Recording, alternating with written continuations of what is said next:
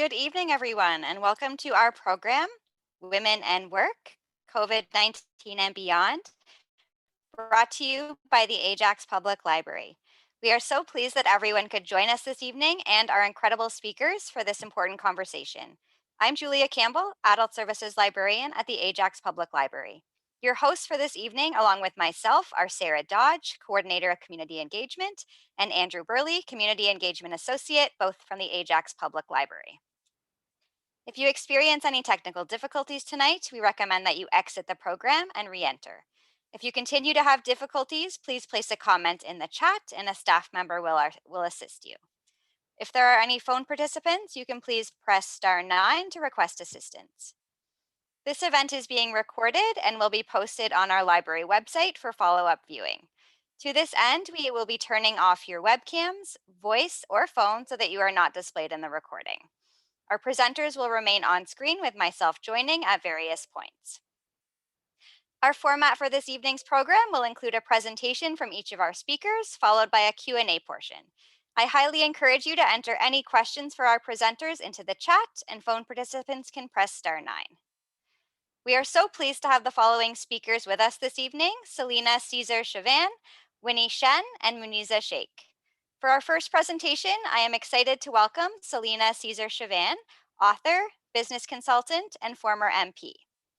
Celina is a business consultant, coach, and international speaker. She currently serves as the Senior Advisor, EDI Initiatives, and Adjunct Lecturer at Queen's University, and her new memoir, Can You Hear Me Now?,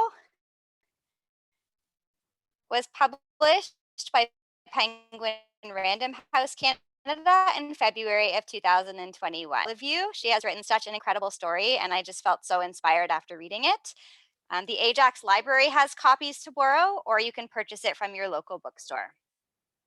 Celina was the former Member of Parliament for Whitby, Parliamentary Secretary to Prime Minister Justin Trudeau, and Parliamentary Secretary for International Development. During her term as a Member of Parliament, Celina was awarded the Champion of Mental Health Parliamentarian Award. She was named one of the Global 100 Under 40 Most Influential People of African Descent and was the Black Parliamentarian of the Year. She was also featured in the April 2018 edition of Oprah Winfrey's magazine, entitled What Would You Stand Up For? She was also named Chatelaine Magazine's Woman of the Year in 2019. Before entering politics, Mrs. Caesar-Chavannes was a successful entrepreneur and recipient of both the Toronto Board of Trade's Business Entrepreneur of the Year and the Black Business and Professional Association's Harry Jerome Young Entrepreneur Award. She has a Bachelor of Science from the University of Toronto, an MBA in Healthcare Management, and an Executive MBA from the Rotman School of Management. She can be followed on all social media platforms at I am Celina CC. Welcome, Celina.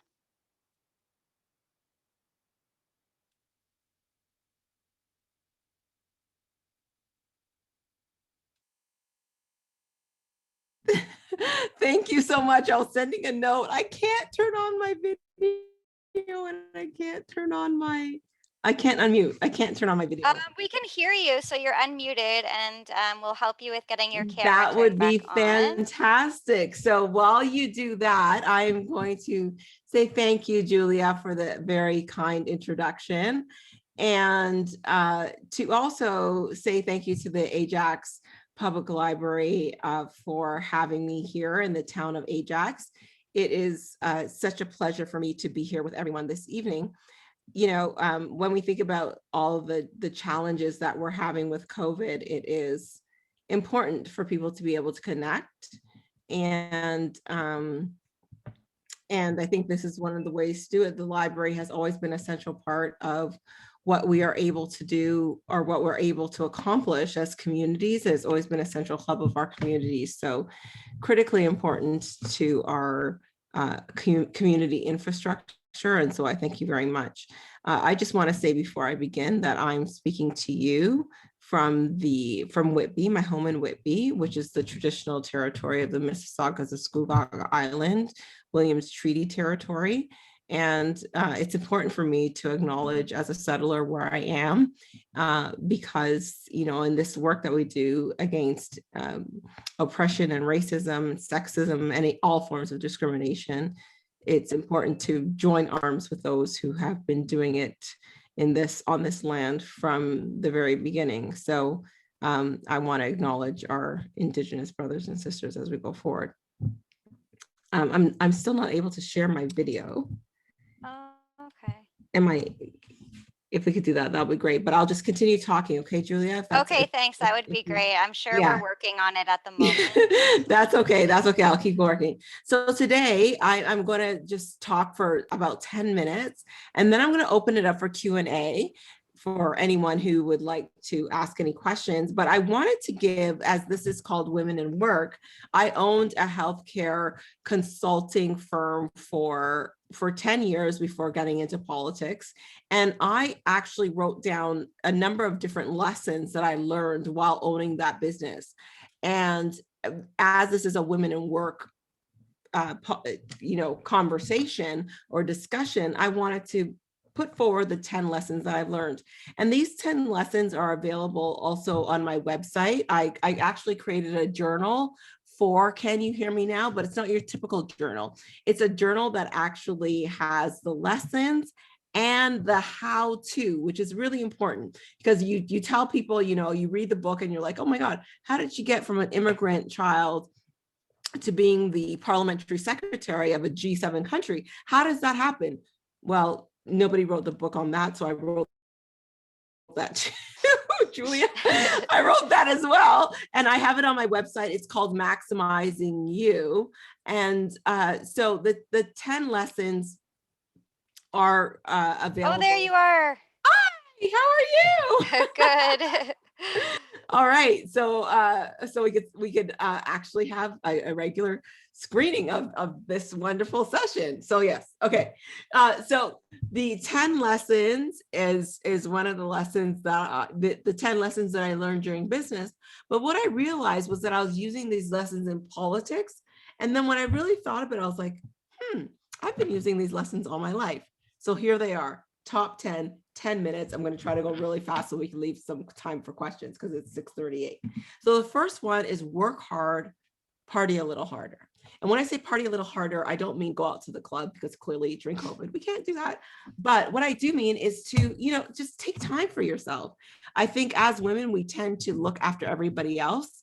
And when it comes to looking after ourselves, our needs, we don't do that. We're busy starting up a business, making sure that everybody else is okay. But nothing is okay if we're not okay. So what I do is, hold on one second, let me just find it right here. Oh, it's right here. Hold on. Because we have to have dramatic effect. I do my nails every day for 15 minutes. It takes 15 minutes to put a coat of nail polish on, like clean up all the cuticle and stuff, and then put a coat of nail polish on and let it dry. 15 minutes, put another coat on, half an hour. And short of holding a glass of wine, ladies, I don't know if I could do that at the Ajax Public Library, but I'm at my house, so I don't really care. Short of doing that, there's nothing you could do with wet nails. So you actually have at least 15 minutes to take time for yourself, which is rule number one. If you are a woman in the workplace, just take some time, breathe, reset yourself, smell the roses.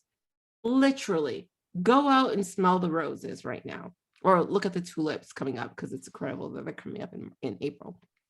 But take some time for yourself and do that. So work hard, party a little harder. I actually love to party, so this rule is about partying for me, but that's a different conversation for a different time. Number two, if you don't ask, you don't get. We tend to be bashful about asking for the help, asking for resources, asking for things that we want. I actually sat with a multimillionaire once, and I was asking him about all the things that he learned in business, all the tricks of the trade that he had to get to the point where he was. And he said to me, "You're the only person that's ever asked me about this." And it was quite revealing. He said people usually ask me for a job or ask me for, something that I could give them, not what he could do to help them build. And I think, when we're having when we're stuck in what we want to do with our business, with what we want to do with our work, we need to ask. And the ask doesn't need to necessarily be what we want. It could be about advice. What challenges are you facing? How are you overcoming them? Where does this industry look in the next 10 years, so that you could evolve, you could take the courses that you need to build yourself, build your own capacity so that you're ready for the next, right? Number 3, to whom much is given, much is expected. To whom much is given, much is expected. I think it's important that as we realize that the amount of interactions that took for us to be in this space right now, for me to be here talking to you, there's so many human interactions. The universe played such an important role in getting us to this point that we have to reach back as we climb up.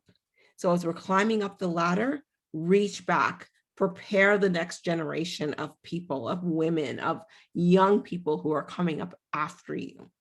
There's no point in being here if you're not going to plant the seed under whom's shade when the tree grows. You may not be able to sit under the shade of that tree, but it's important that somebody else has the capacity to do so. Number 4, never take the first offer. I'm going to say that one again. Number 4, never take the first offer. But how do you know not to take the first offer if you don't know how much you're worth?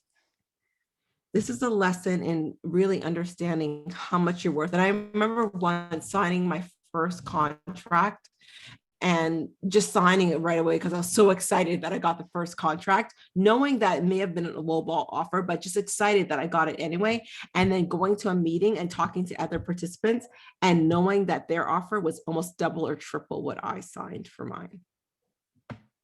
Never take the first offer. Know how much you're worth and stand in that. And I understand that people need to sometimes take the first offer because they need the money. You could do that, but make sure that you know how much you're worth, and then you're able to recoup that value either by, asking questions, taking courses, doing what you need to do to make sure that you are capitalizing on that opportunity. So, and never take the first offer. I'm going to spend a little time on this, is also understanding that it's not just about a job. It's about anything that we put our time, resources, energy, or love into.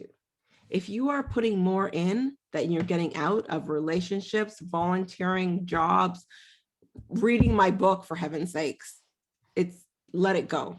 I literally mean it. Let it go. It's not worth it. If you're putting more in than you're getting out of it, let it go. Number 5, sometimes you have to swallow a little, not because you like the taste of bad medicine, but because you know that this opportunity is going to give you the next opportunity. Okay. Number 6, if you think about something twice, you've thought about it one too many times. And people usually have challenges with that piece of advice because they're like, well, we're supposed to think about things. I'm not saying that you don't think about things. It's the procrastination. It's the obsession. I want to start a business. I want to go back to school. I want to do something. And you obsess and obsess and obsess about it until you eventually don't bother doing it. Ask, go back to lesson number 2. Ask. If you don't ask, you don't get, right? You have to be able to use these lessons. You have to know your value. You have to be able to take what you know you want to do and bring it to fruition. But sometimes you can't do that by yourself. It's okay to get help that you need. Number 7, if it doesn't make you want to vomit, it's not worth doing. Usually when we're about to do something really big, it gives us these butterflies in our stomach and we're like, oh my God, this is too much. I can't do this. It's too much. That's the trail you want to blaze. That's the thing that you want to do. If it makes you so nervous that it gives you butterflies, those butterflies are like cheerleaders saying, yes, please do that because it's going to change the world. And believe me when I tell you that there is no idea that is too small right now to change the world. We need all hands on deck. If you are feeling those butterflies in your stomach, use that idea, ask the questions, know your value, know that you're worth it, and dive in. Number 8, which is really important in order to do number 7, the rolling stone gathers no doubt. Keep moving. So when you're thinking about things and that thing that's giving you fear in your stomach and you're thinking, oh my God, I can't do it, keep moving.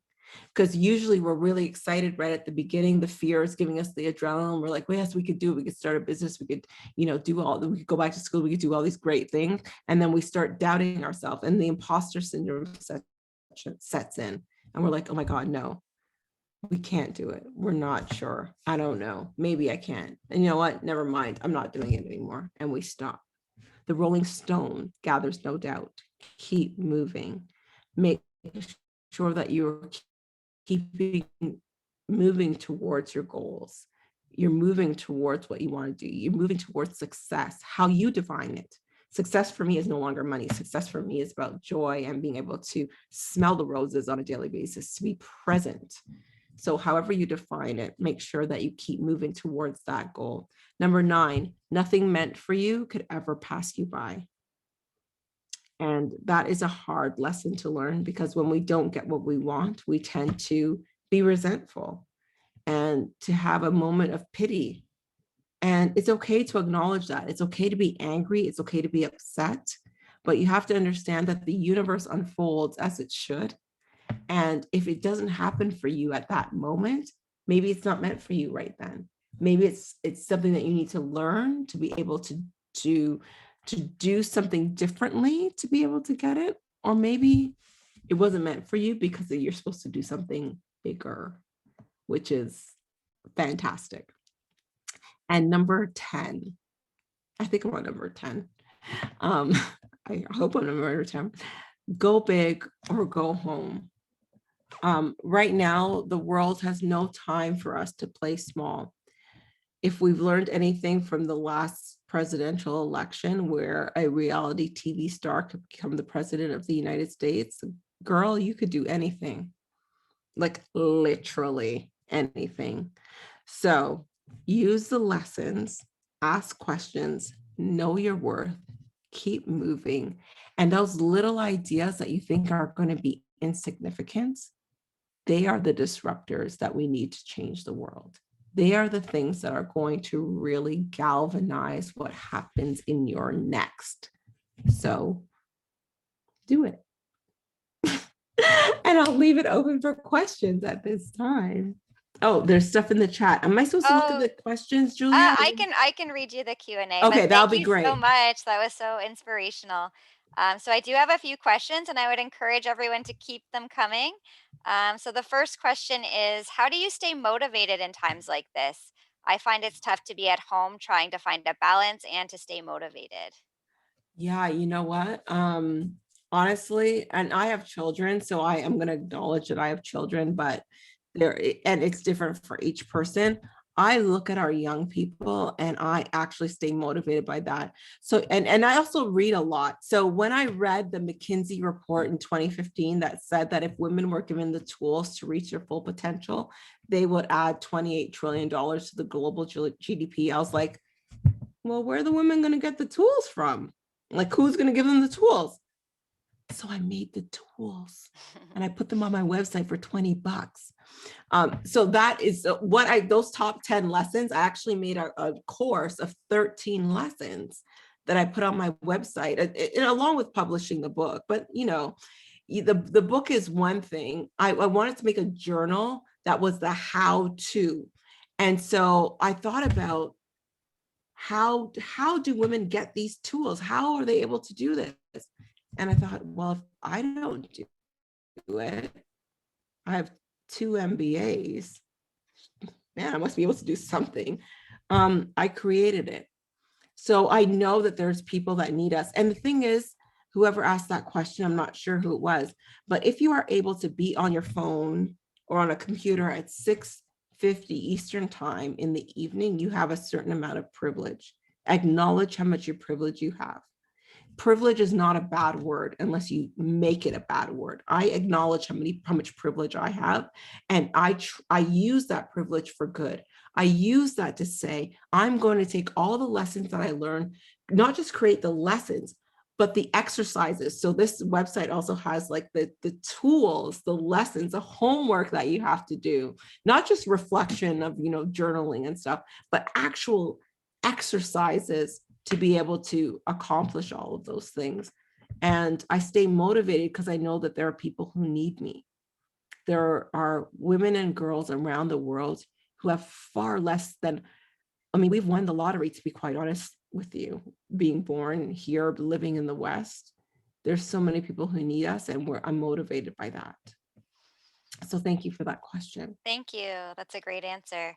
Our next question is, you have transitioned into a number of roles over the years. How did you make these transitions, and how did you balance all of these changes with your home life? Well, I'll acknowledge that by saying that I have a great partner at home. And like I said, know how much you're worth.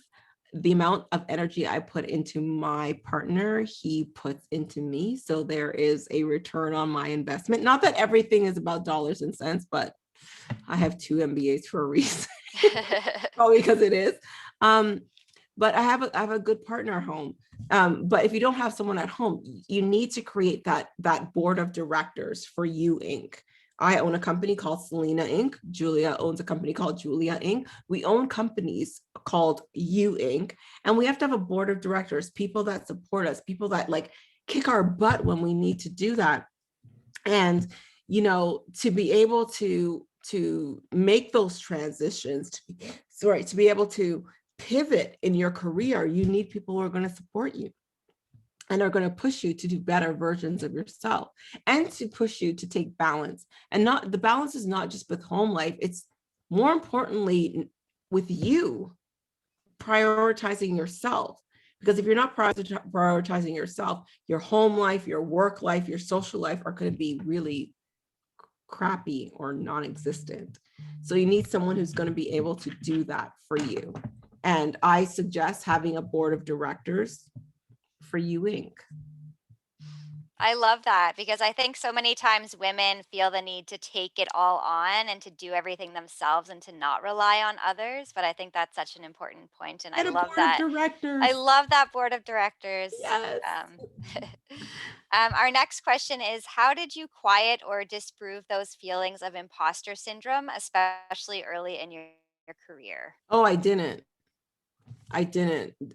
Early in my career, I didn't. And it's actually one of the reasons why I wrote the course, because I was like, why didn't somebody tell her to just be quiet?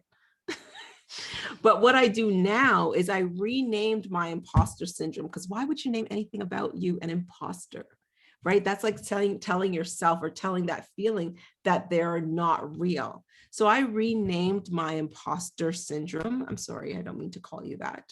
My chief risk mitigation strategist, because your imposter is actually trying to tell you that you've done things before that you were afraid of, that may have not worked out so well for you. So they're mitigating that risk in your life, and they're supposed to be there to say, don't do that because you're going to get hurt.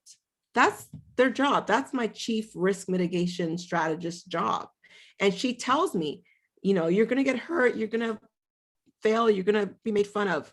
Yes, I know. You acknowledge, you quiet her by acknowledging her.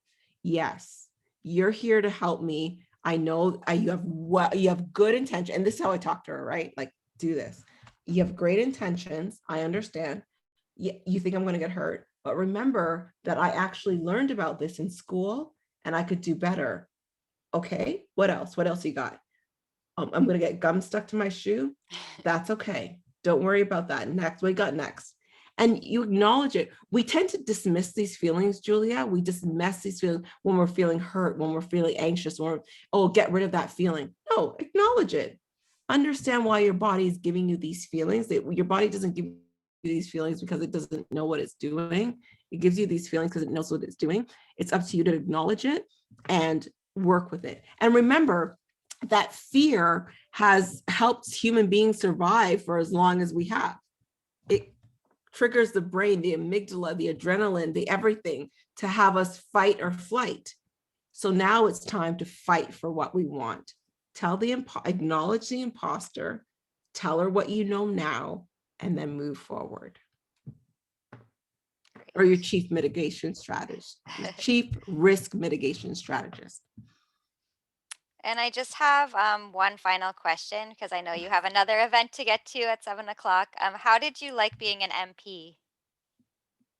I loved it. It was the best job that I had. And in fact, I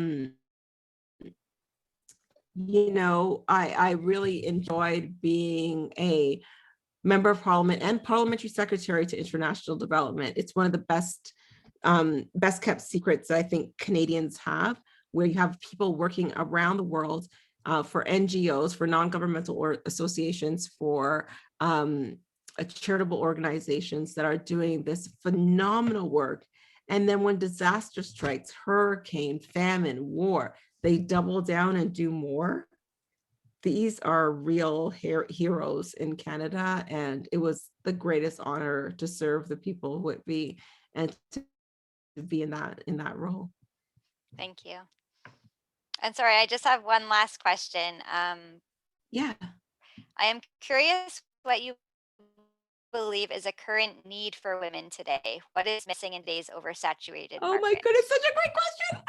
I'm so glad I got to answer this, because I'm actually changing the direction of, I'm embarking on a PhD, and I changed my thesis to study empathy and leadership. Wow. Yeah, the intersection of empathy and leadership. And I really think that what's missing in today's Instagram filtered, everybody on social media showing the best selves with their lifts and their tucks and their eyelashes that are 9 inches long. Like, who has eyelashes that are that long? And everything is so perfect. To understand empathy and how to connect as human beings, it's one of the reasons why I wrote Can You Hear Me Now, from the perspective that I did. I wrote it, and when I wrote about all my mistakes, the things I felt guilty about, the things I was sad about, the things I was hurt about, the pains that I had. I wrote it intentionally because I wanted to pull back the facade of, oh my God, Celina, she's so perfect, she has a great job, and no, we are not perfect. We are flawed human beings. We are imperfect people trying to make a perfect union with ourselves. And how do we do that if we're not willing to talk about things, and if we're not willing to connect? And Julia, to just wrap this question in, how, when we think about in a global context, when we think about climate change, how are we supposed to heal our planet? Julia, how are you supposed to heal the grass if we don't heal ourselves, if we don't connect and love and share and heal? We're supposed to heal a planet when we can't even look at our neighbor in the eye? It's impossible.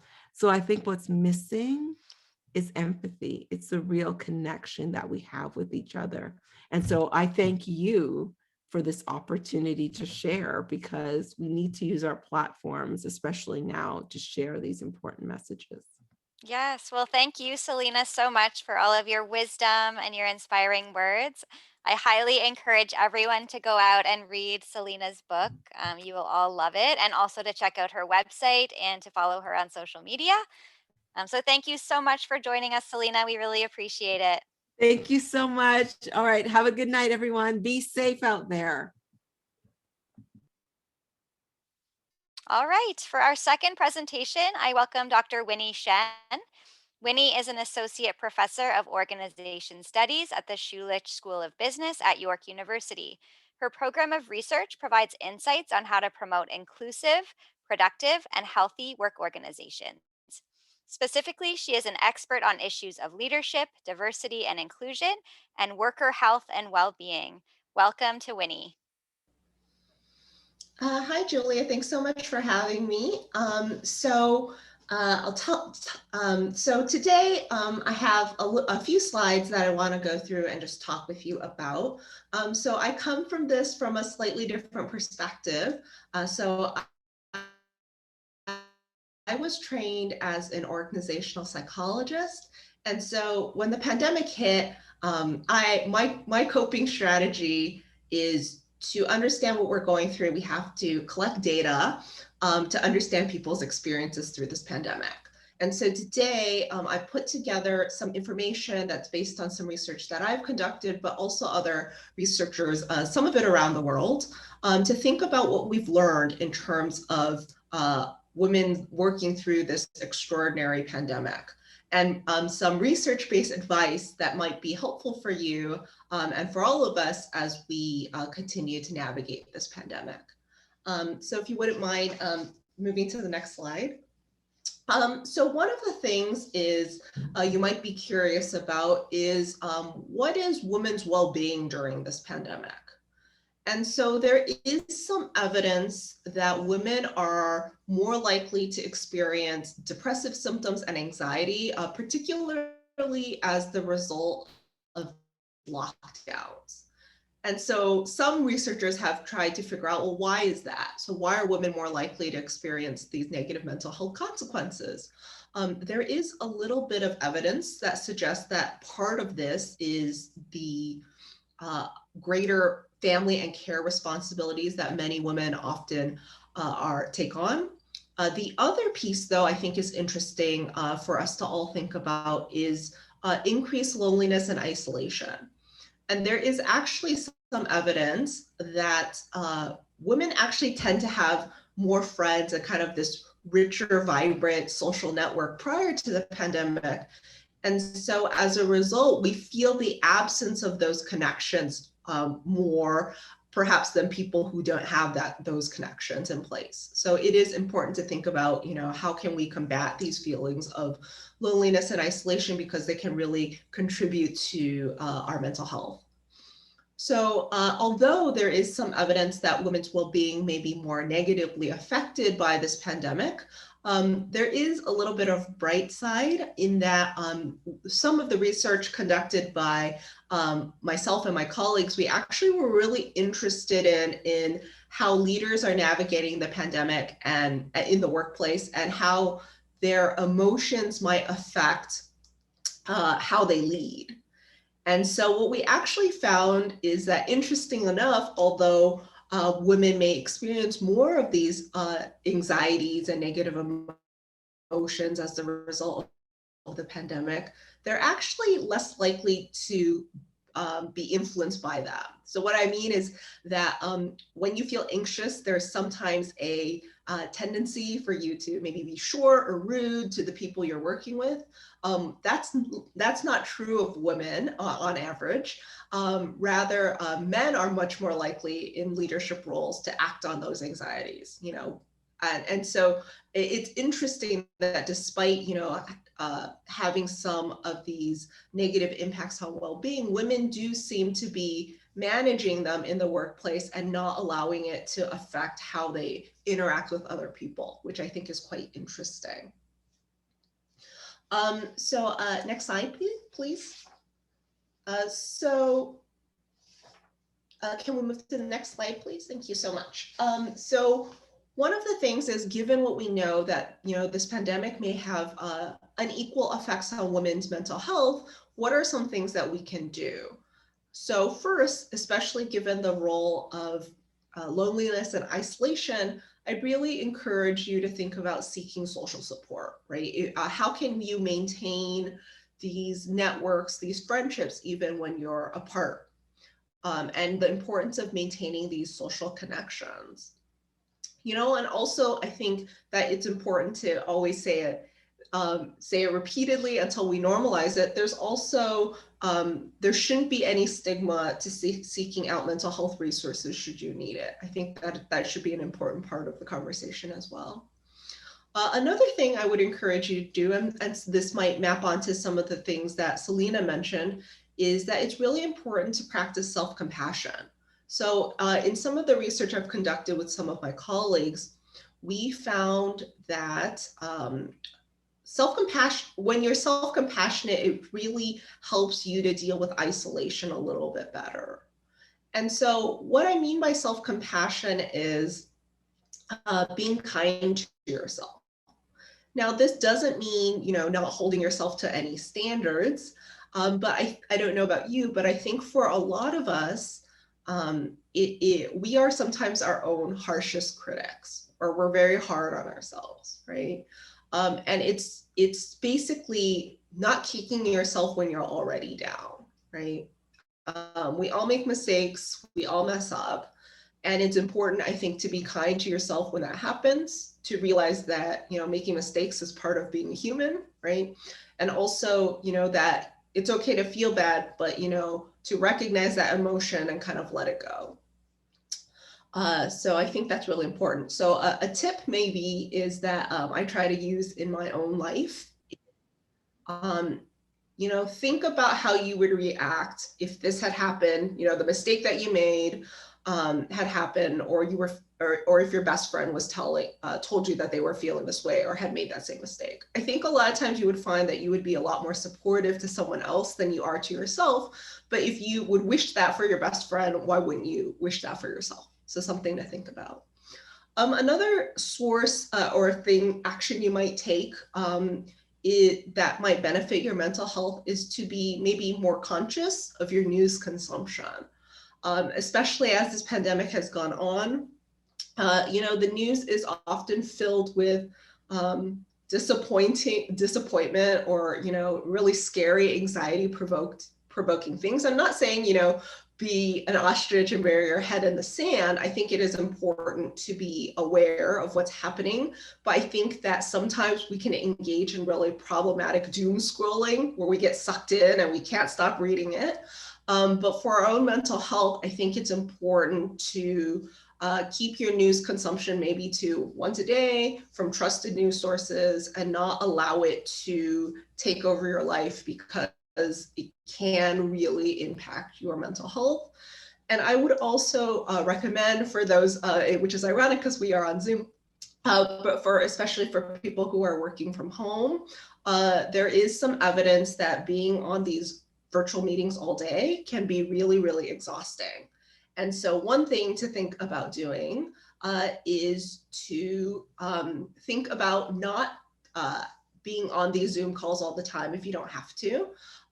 There is some evidence actually that turning off your camera can be helpful. That part of what's so exhausting is that we're always looking at ourselves or trying to read people's social cues, and that's actually very difficult in such a virtual online environment.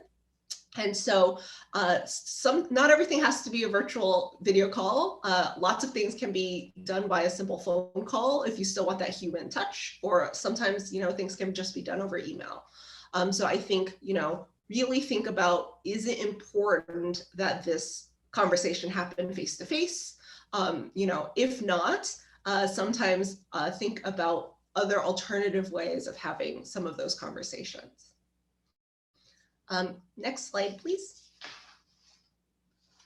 So I think another issue that's probably very top of mind when we think about women's experiences during this pandemic is women's work-family struggles. And so there is quite a lot of research at this point that suggests that the pandemic has really led to an increase in kind of domestic labor, or the things that we have to do at home, right?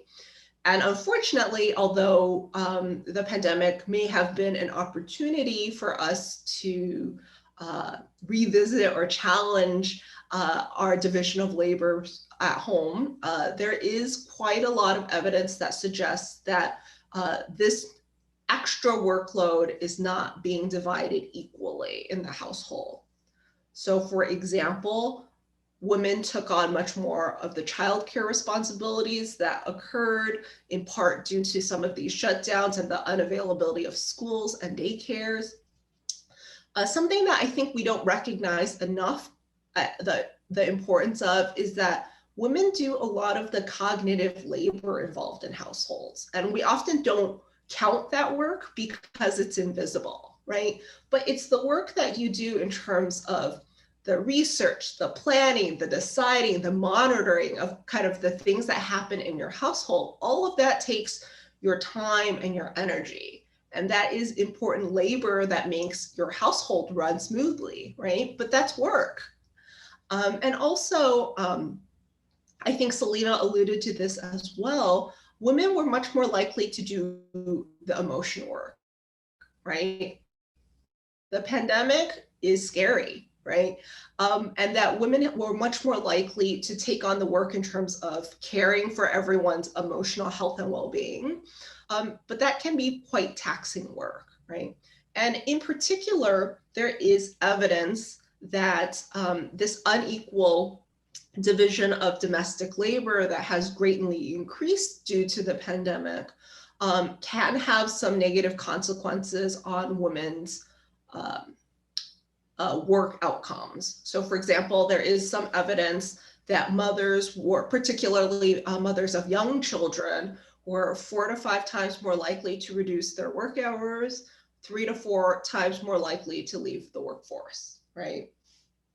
Now, I want to acknowledge that women's experiences during the pandemic can be quite varied, right? And so there is also some evidence that for some people, the pandemic has improved their family life, right? That it has made people appreciate the value of their family and spending time with their family more. That for people who have the luxury of working from home, the lack of commute has made more time available for them to spend with their family, right? So it's not a uniform negative story, but for many women, particularly single mothers, single parents, the impact of the pandemic has been quite severe, and also parents of young children as well. So next slide, please.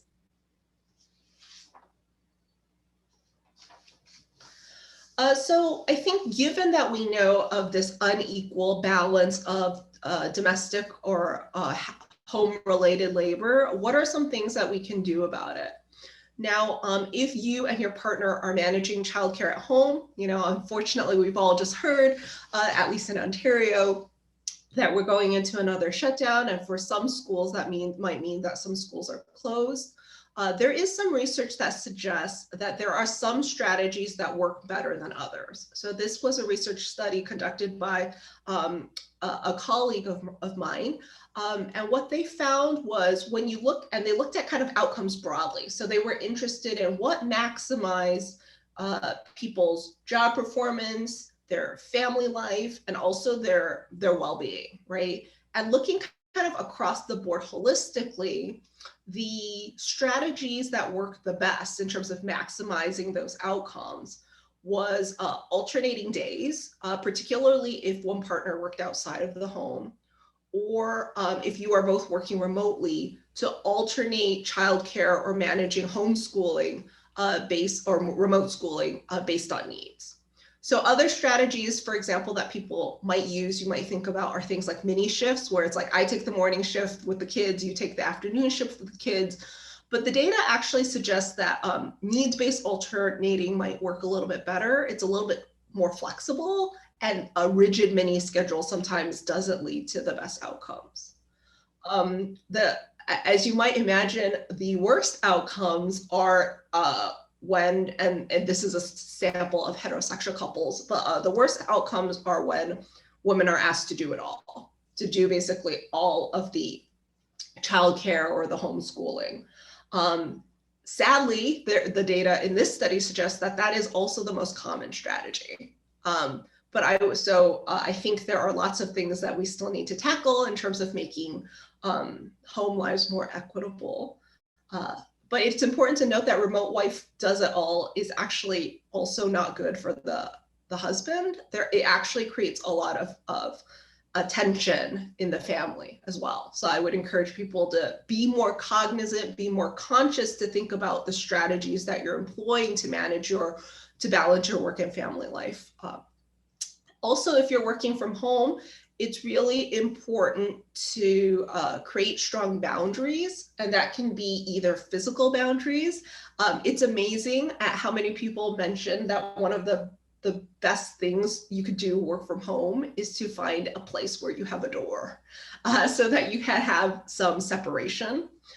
You could also create, psychological boundaries. I think that for some people, the pandemic has led to really long work hours. And part of that is because we've lost the separation between kind of our workspace and our home space. And so it's really easy sometimes for people to keep working.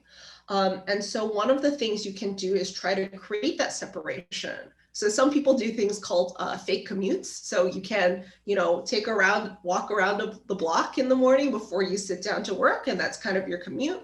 You take a walk at the end of the day around the block, and that's the end of your workday, right? So it gives you some time to mentally separate, and also a very key signal that, my workday is over. Also, you can think about things like not checking email after work hours. That can also create some psychological boundaries. If you happen to be a manager, there's a lot of data that suggests that there are things that you can do to improve the people you're working with work-family balance. So those include providing family supportive supervision. So that means supporting employees' family lives by providing either emotional support, actual instrumental support. But another really important piece of that is being a good role model, right? If you say, feel free to take time, if you need it based on your family demands, but you never take time, your employees won't either. So part of it is thinking about how you are being a role model and modeling the behaviors and the actions that you think would be good for your employees as well. And also show compassion, right? This is a very, very difficult time for lots of people. So thinking about how we can be more compassionate, and that goes really a long way in terms of helping people manage their responsibilities. Next slide, please. So as kind of alluded to, the pandemic definitely has impacted women's workforce participation during the pandemic. Women are more highly represented in many of the sectors that are more negatively affected by COVID. So for example, women make up the vast majority of nurses and nursing assistants, and so people on the front lines of fighting the pandemic, but also a lot of the businesses that have been affected, like retail and hospitality, by the pandemic and by the lockdowns and the shutdowns.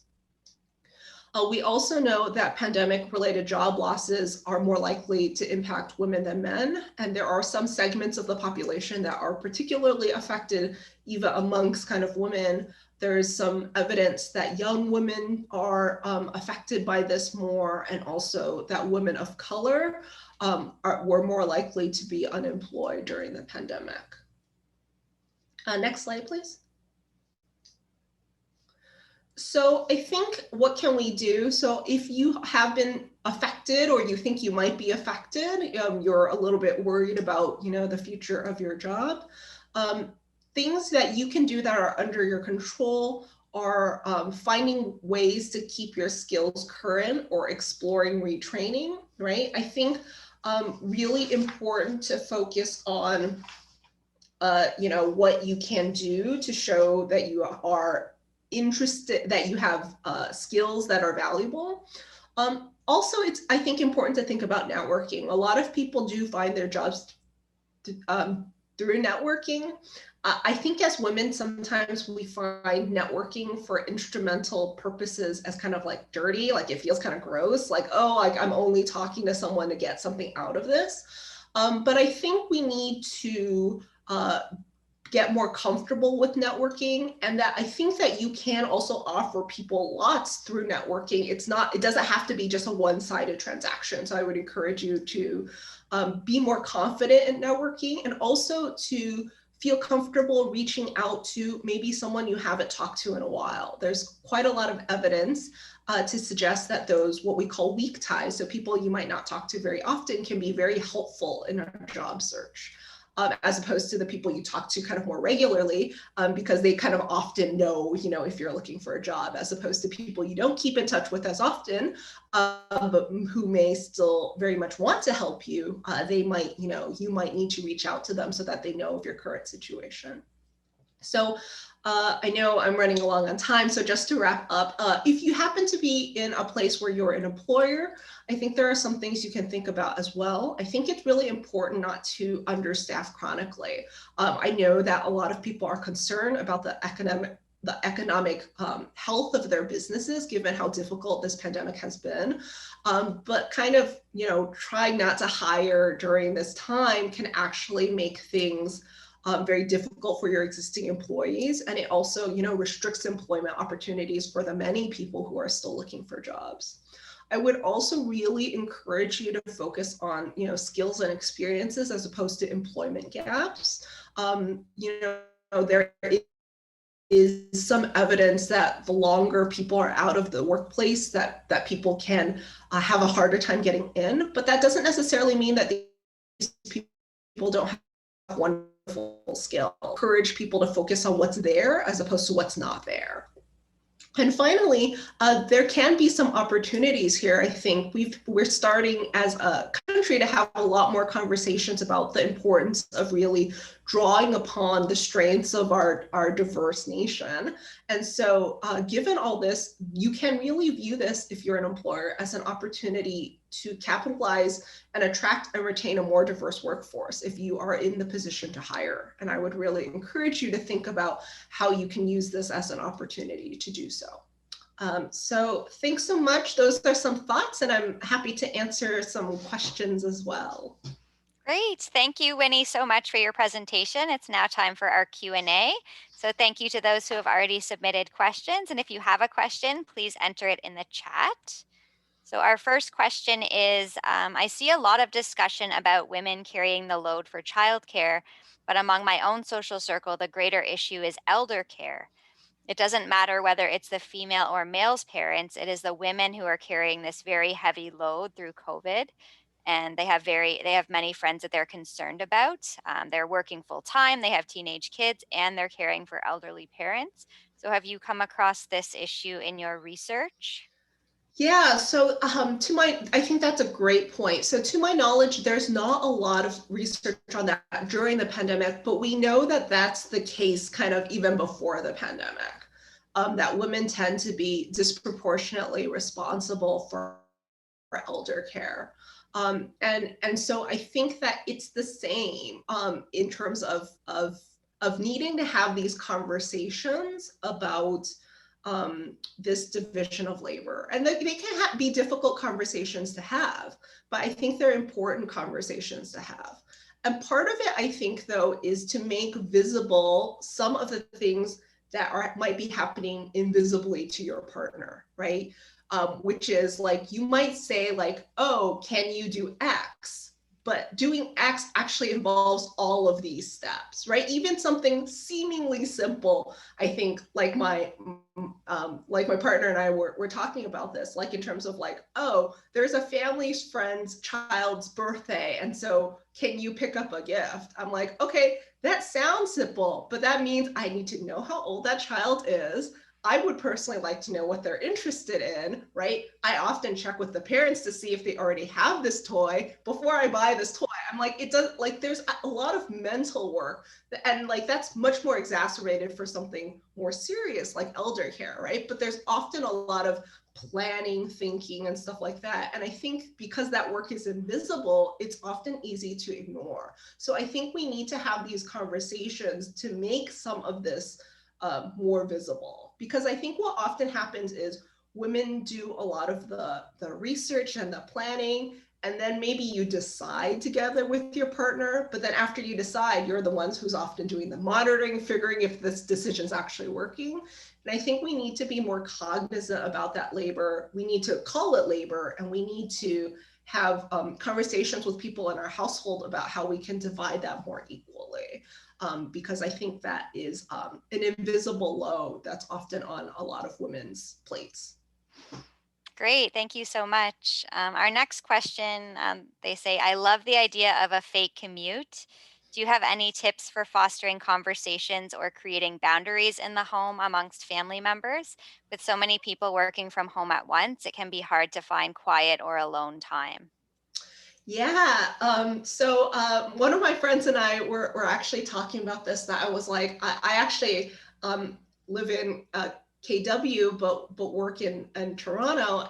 And so it's a very long commute. But I told my friend the other day, I was like, I think I'm actually starting to miss my commute.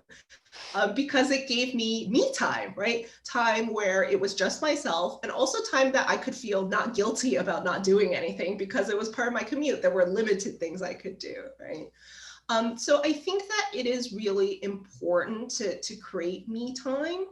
And I think part of it is maybe figuring out times like I think Celina said, she does the nails.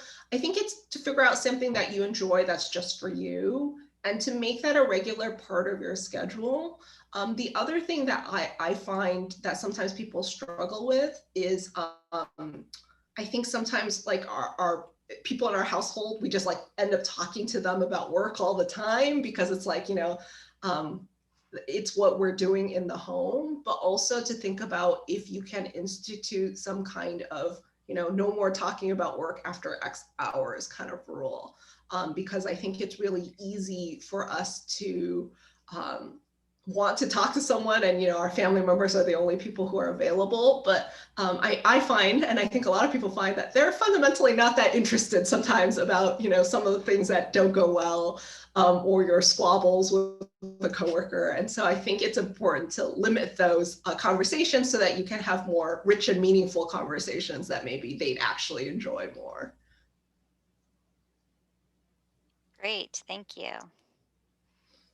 If anybody has any other questions for Winny, feel free to put them in the chat.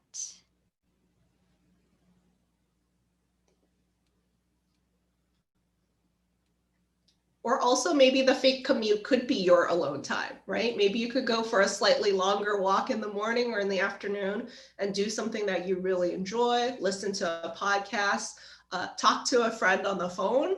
I personally find that that is one of the most challenging things is sometimes I would like to gripe about my partner to my girlfriends, and it's very awkward when I'm home all the time and he's home all the time, right? And so no dig against my partner, he's wonderful. But I think that's normal, right? And so I think sometimes, maybe going for a walk to have a phone call could be really nice and a little bit of alone time and just feeling a little bit more free, I think you're so right that a lot of people did appreciate that commute time to listen to a podcast or an audiobook or to just kind of zone out or have that boundary before work. So those are really great suggestions. We have another question. In the public policy context, what can you suggest as actions to raise awareness and recognition of the disproportionate responsibilities women have? And how can we press government to take action on childcare, for example? Yeah, so I think that that's a really great question. So I think that it's all interconnected, right? So for example, there is some evidence that there are some things that are changing. So that, for example, the partner who's more likely to take time away from work is the partner who is less educated or less well paid, right? But that tends to be women in part because of issues like the gender pay gap that continues to be a problem, but also because we undervalue some of the industries that women tend to be in terms of some of the human industries, right? So for example, like nursing even in a lot of ways. And so I think we need to have conversations about that. So for example, thinking about what do we actually mean by equal pay for equal work, and thinking more deeply about that in terms of policy making.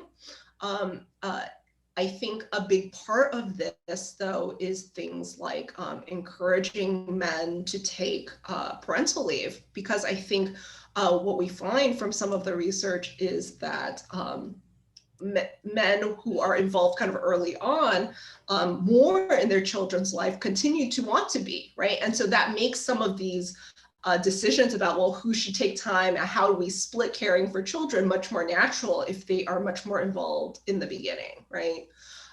Other countries or other places have also explored legislation around things like against unemployment discrimination, they call it, right? And so I think, and that might be something we're concerned about coming out of the pandemic, knowing that more women have voluntarily or involuntarily, had to take time away from the workforce. So how can we prevent that from becoming a barrier to re-entering the workforce as we continue, right? So I think those are some things to think about, but of course, these are very complex issues. And I think a lot of them require structural solutions. Unfortunately, it's not all up to us individually. Some of these I think are better solved, but at the policy level and making these large scale changes that might benefit everyone. I think people take employment leaves for lots of reasons. I'm really glad you brought up the topic of men because we've had a comment and question about men and their involvement.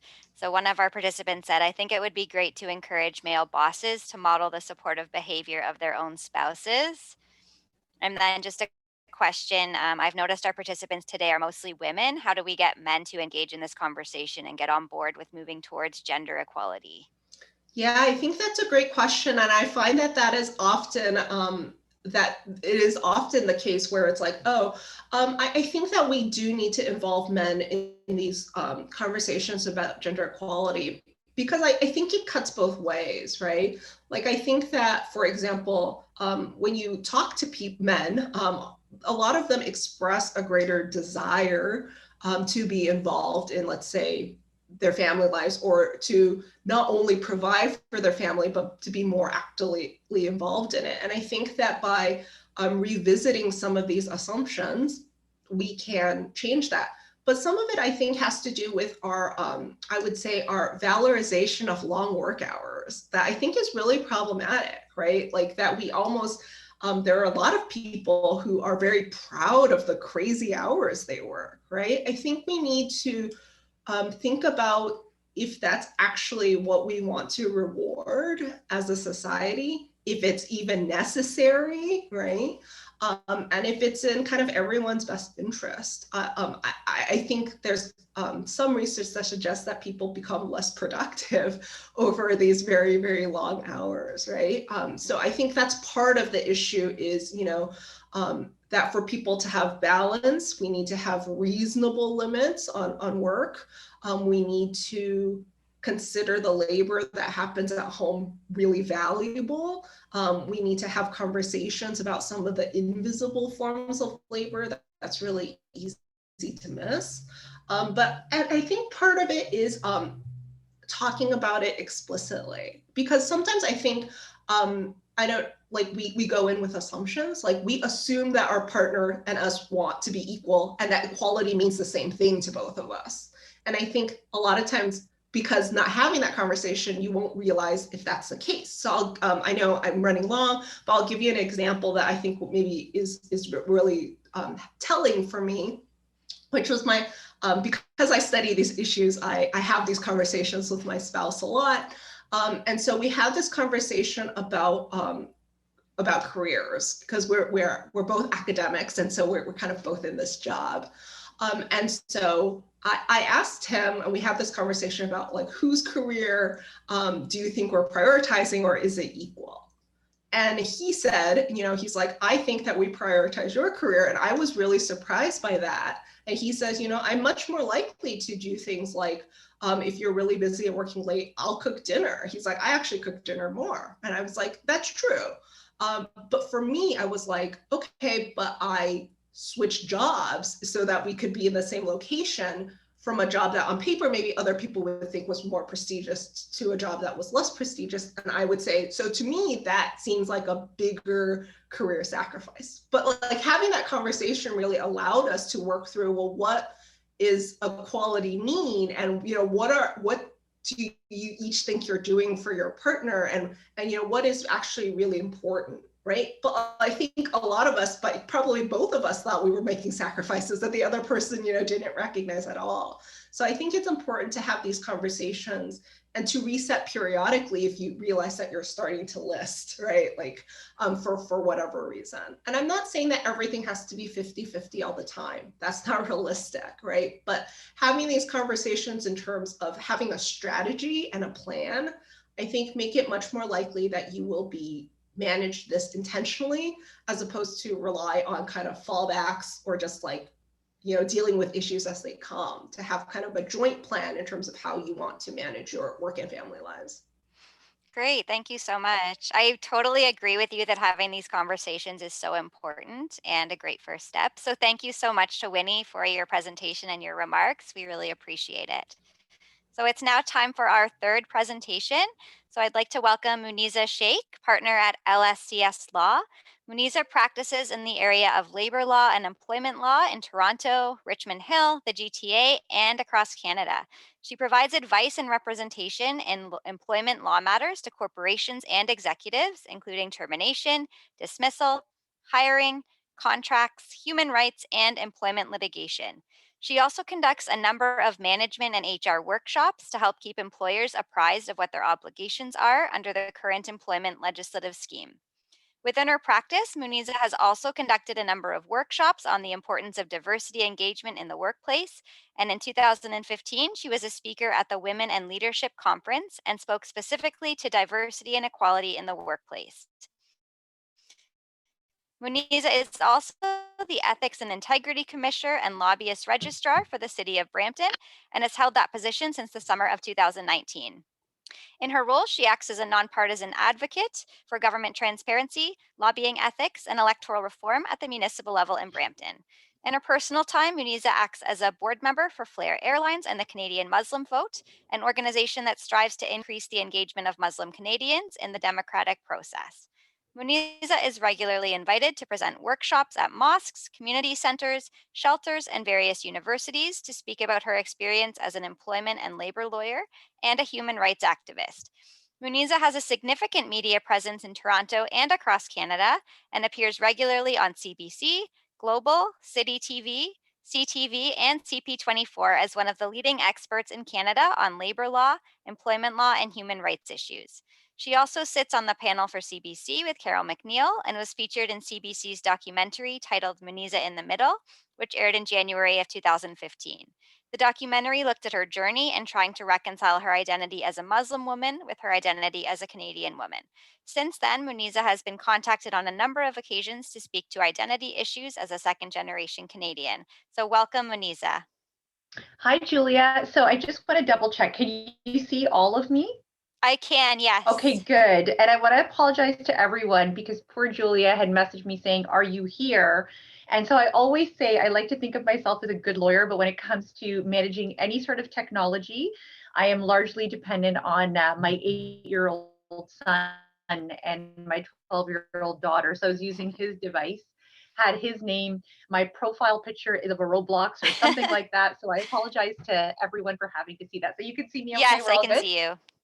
Wonderful, thank you. And you can hear me okay as well, Julia? Yes, I can hear you. Okay, so I'll try to go up a bit on the volume. So thank you so much, I guess, first of all, for making the time for me. And I do want to say that I really did enjoy so much of Winnie's presentation. So I will do my absolute best not to overlap because I know she did quite a bit of discussion around employment and employer obligations with respect to COVID in the workplace. So I know I have about 30 minutes. And so what I would like to do in a perfect world is I would like to talk a little bit about this area, what I'm finding in my experience as an employment and human rights lawyer working in this space and how COVID has changed the landscape in employment law. And then, of course, I want the participants to have the ability to ask me any sort of employment related questions that they have, whether or not they necessarily relate to women's issues insofar as the impact in COVID. So I certainly would want your participants to have that opportunity. So generally speaking, and I myself am a mom, I've got, as I had mentioned a little bit earlier, an 8-year-old and a 12-year-old. And so I know that from a impact perspective in the workplace, there does continue to be that disproportionate impact on women in the workplace. And I see it, coming to light over and over again, largely through human rights complaints. So for instance, I have another number of my employer clients, and my practice is a split, a 50-50 split. So I represent employees, but I also represent employers.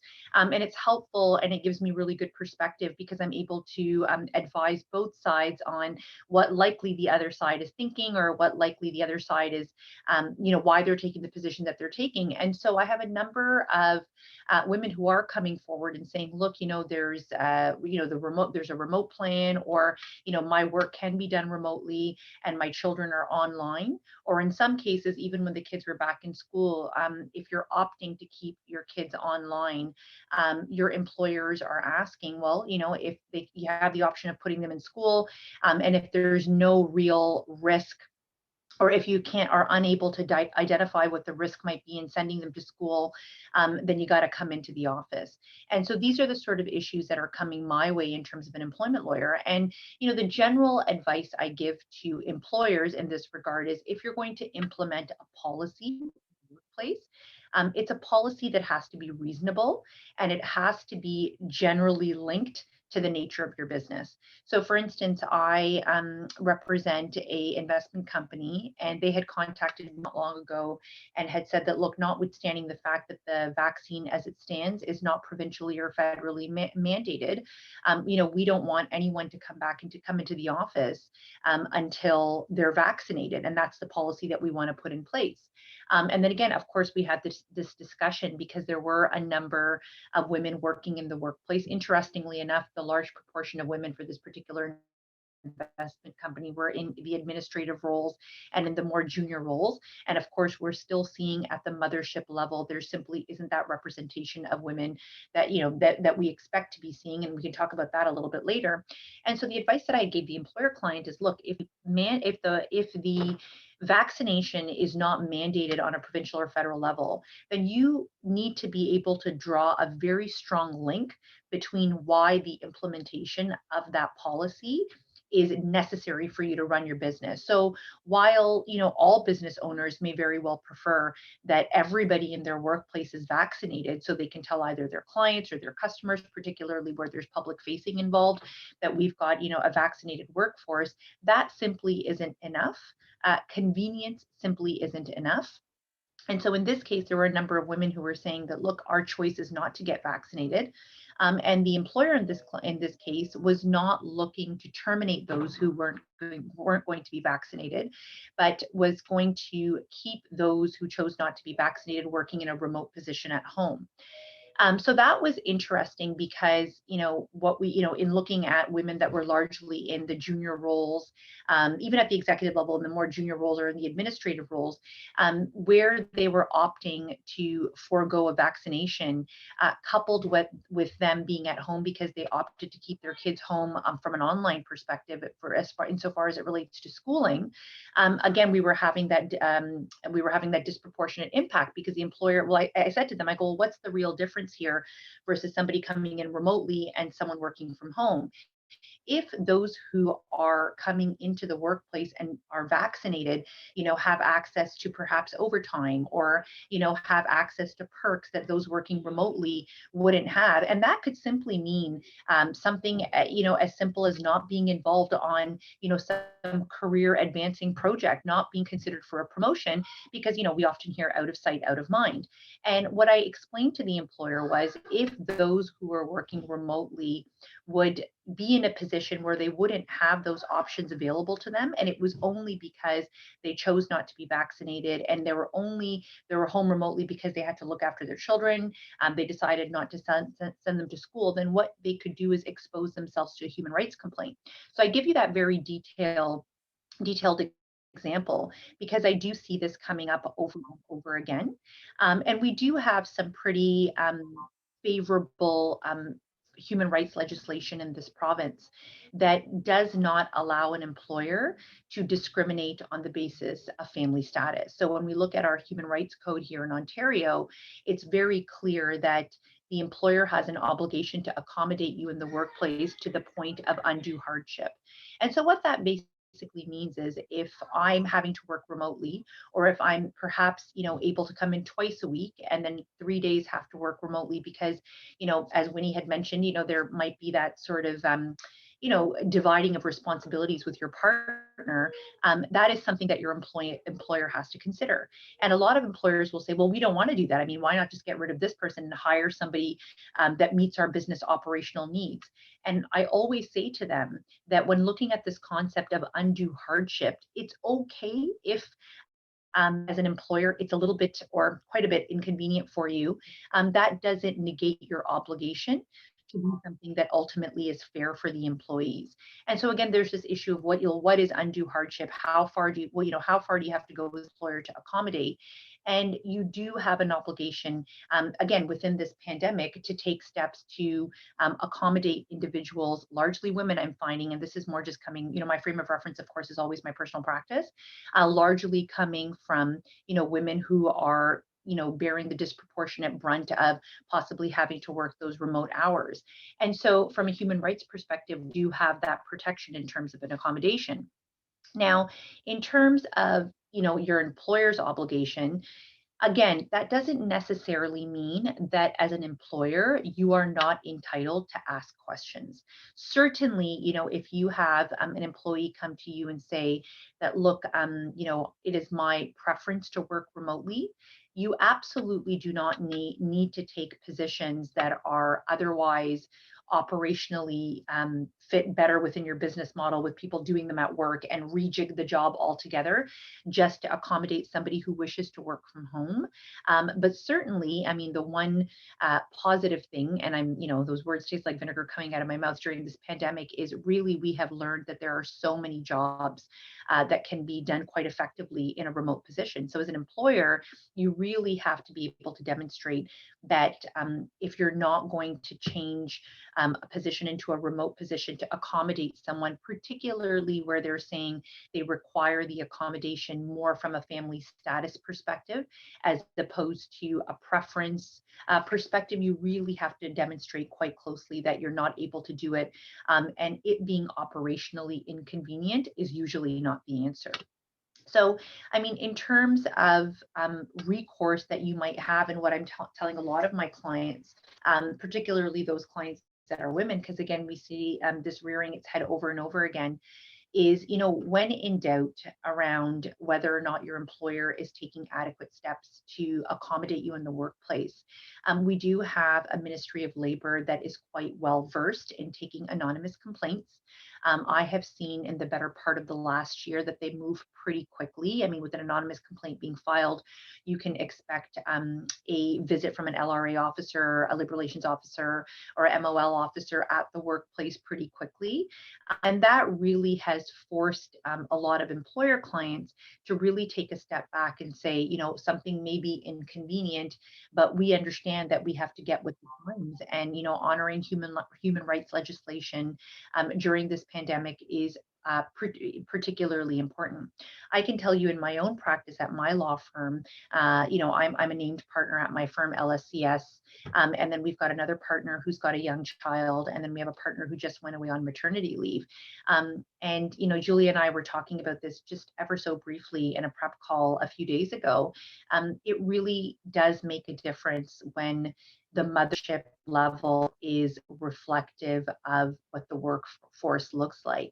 And so I see this rearing its head over and over again where you don't have women reflected at the decision-making level, that's where you tend to see this lack of awareness. I mean, they can attend the workshop, they can, read the policies, they can read the legislation, but I generally am tending to find that, again, there just isn't that awareness for women in the workforce.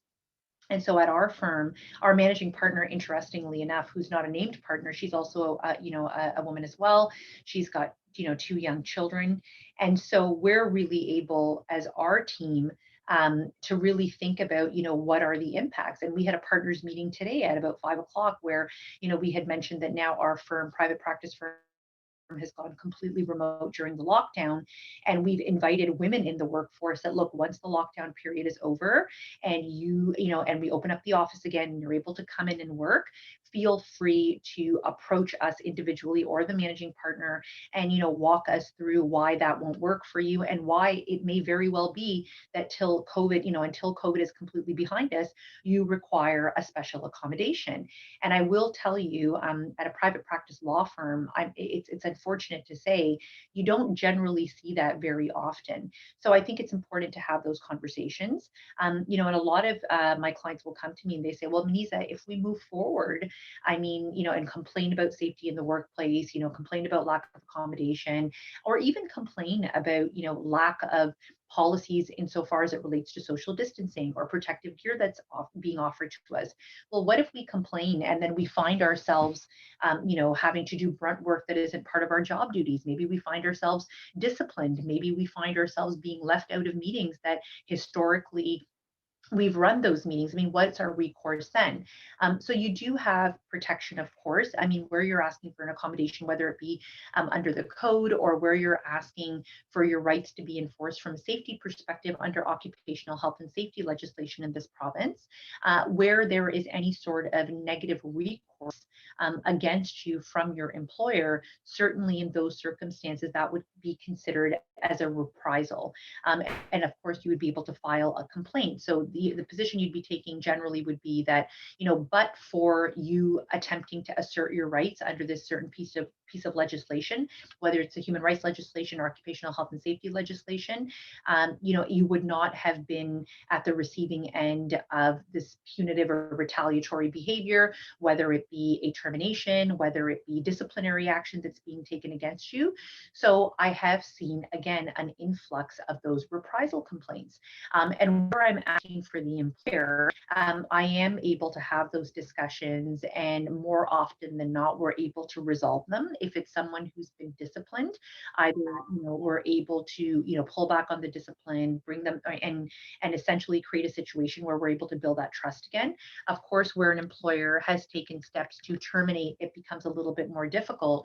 And in those circumstances, it ends up creating a situation where it turns into a cash settlement. So I'm still finding that women are bearing the brunt of COVID-related complaints insofar as it relates to reprisal issues, insofar as it relates to accommodation in the workplace, and it is quite unfortunate. So I know we don't have too much time left, and generally speaking, when I speak at panels like this, I really like to give an opportunity to those who are listening in to ask me any question that you like, and I'd be happy to answer it.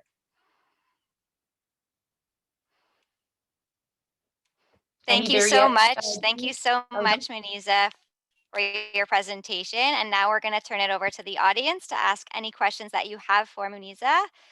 The first one, I just want to go back to, you mentioned in your firm that 3 of the 4 partners are women, Yes. which I think is very rare, especially in the legal and sort of Bay Street financial world. So I'm just wondering what we can do to get more women to go after those leadership positions and to not drop out of the workforce. Do you have any thoughts on what we can do to get more women into senior leadership roles? Indeed, I do. And diversity engagement is something that I speak to pretty frequently with my employer clients. And so, I always say that there needs to be that change at the mothership level before there is that awareness that you need women at the mothership level. So, I'll say the same thing to you, Julia, that I always say to clients or that I always say at these workshops. I think where the mentality is that, we need to have more women at the executive level, or we need to have more women, at the C-suite level because it looks good for optics, because from a PR perspective, it would look great. That's when you are really missing the ball. For the women in this group, or for the parents in this group, obviously, if you've got kids, that as a mom, your time management skills are phenomenal. So I will always say to my employer clients that don't think about meeting some sort of optic threshold to be able to attract business to say, hey, look at how diverse we are. But I know as a mom, and I became partner when my son was 7 months old. I know that as a mother, my time management skills, mothers have amazing time management skills because moms are less likely to go for the long lunches and less likely to go, schmoozing with clients after hours because they have to get their work done, and their number one priority usually is to get back to their kids in the evening. So where you understand what women in general, of course, and women with children bring to the table, I think that is the mentality that's going to help you expand your workforce in a positive way. And that's something that I think I was able to bring to the table as the first female partner at my firm. And I'll tell you a very quick story. I came back to work when my son was 7 months old, and I was still a nursing mom. I just became partner, and we were sitting at this partners meeting. I was the only woman. I was the only racialized person at the table. And the firm had a really, really big file that was keeping us busy around the clock. And the understanding from the client was that we were going to have these examinations that were taking place in beautiful Victoria, not a shabby place to go for work. And the managing partner's like, okay, well, each of the partners needs to do a 2-week rotation. And I remember sitting there, and I know I can speak openly because I'm amongst friends tonight. And I'm literally sitting there, and the moment he said that, I was still nursing. I literally went wet in the front because I thought of my son. And I'm sitting there with like a damp blouse. I couldn't say anything. And I didn't even have it in me to say, how am I supposed to go to Victoria for 2 weeks? I've come back to work. I'm still nursing. I'm pumping around the clock. I've left a 7-month-old. And so I tell that story because, it's important to remember that you have to be your own advocate.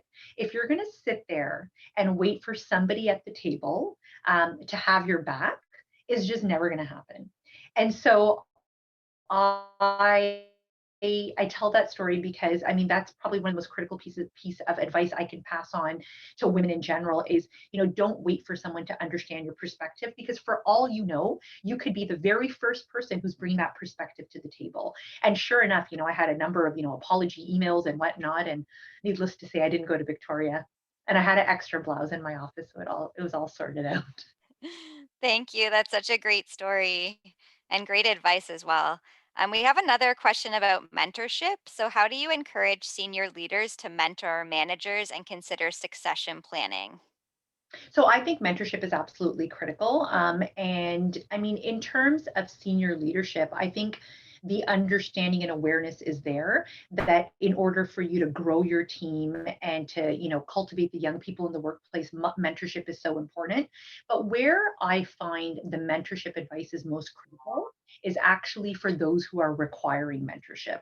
So more often than not, if you're messaging the senior people, whether it's the senior people in the organization that you work for, or in a field that you're interested, or maybe if you're a student, when looking at a profession that you might be interested in, more often than not, getting a note or an email from someone saying, hey, I'd love to sit and pick your brain, you'll get a response to it. But more often than not, I'm finding it's the young people who are still a little shy about coming forward. I can tell you about my practice, for instance. I get young women, largely young women, emailing me all the time saying, hey, Muneeza, can we pick your brain? I may not get back to that first email, but my advice is, hey, if you're the one who needs something, you don't hear back the first time, ping them again, and you'll get a response. I think mentorship, quite frankly, for anyone who's at the senior leadership level, I always say that it really is your obligation to give back and help cultivate those professions when looking at young people. Great, thank you. I also want to ask you about work-life balance. Just because from reading your bio, it seems like you do so much. You're a senior partner at a law firm, you're the ethics and integrity commissioner, you're a board member, you also do speaking engagements, and you're a mom. So just wondering how you manage it all, and do you have any advice for women on sort of that work-life balance piece? I think it's, again, Julia, it's that self-advocacy. I mean, I've been practicing for almost 15 years, and it's so critical to draw those boundaries yourself. And so for me, another critical piece, for instance, which is something that I always found was a bit of a struggle for me in my early years of practice, is I'm also a practicing Muslim. And so I don't drink alcohol. And so I found so much in private practice, there's so much around schmoozing clients. And so that was sort of a huge disconnect for me as well, because I just wasn't able to do that even before I had children. So I think, for me, work-life balance, I mean, it comes from obviously putting in the hard work, doing the brunt work, and then enjoying some of the perks that come with being at a seniorship level. But I think the more appropriate answer is, if you got to get home to your family and or your hobbies, I mean, whatever your obligations are, to your life, your personal life, whether it's children, whether it's pets, whether it's hanging out with your friends, whether it's cultivating other hobbies. I think you have to remember that no one is going to advocate on your behalf. And you have to be very vocal about the fact that, look, here's what I'm able to do. Because more often than not, I find when women don't say anything and they continue to sort of roll with the punches, that's where you see the burnout. And that's where you see the lack of desire to take steps to move higher up within the profession. And in the legal profession, again, I always say we don't have enough women at the partnership level. And that, I think, is largely because there isn't that push to advocate for yourself earlier on. Now, it's not that I'm completely tone deaf to the fact that it's not the easiest thing to walk up to like your manager or management and say, I can only work until 5 o'clock, especially when everybody else is working till 6 or 7. But those are skills that are really worth developing. Great. Thank you so much. That is really great advice. And I really appreciate all of your wisdom and your remarks this evening. Thank you so So much. just before we wrap up, I'm just going to launch a poll. So if you could share, during the COVID pandemic, which areas have you struggled with, and check all that apply. So we have career setback, layoffs, financial concerns, extra childcare, homeschooling children, increased household responsibilities, and caring for elder family members, as well as mental health. So if you could just take a minute and fill out our poll, just interesting to see what has affected our audience tonight the most.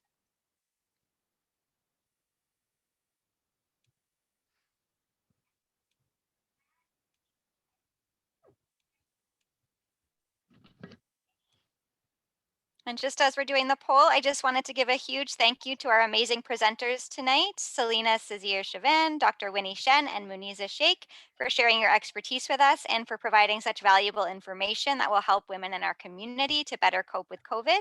I truly believe that conversations such as the one that we are having tonight is a great step in moving towards more equality for women. And thank you so much to our audience for participating in our program. If you have any feedback, please feel free to share it in the chat.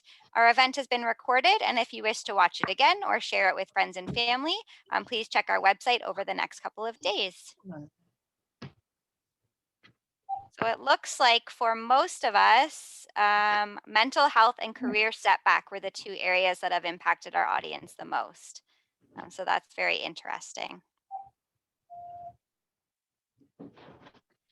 So thank you all so much for joining us, and have a wonderful evening.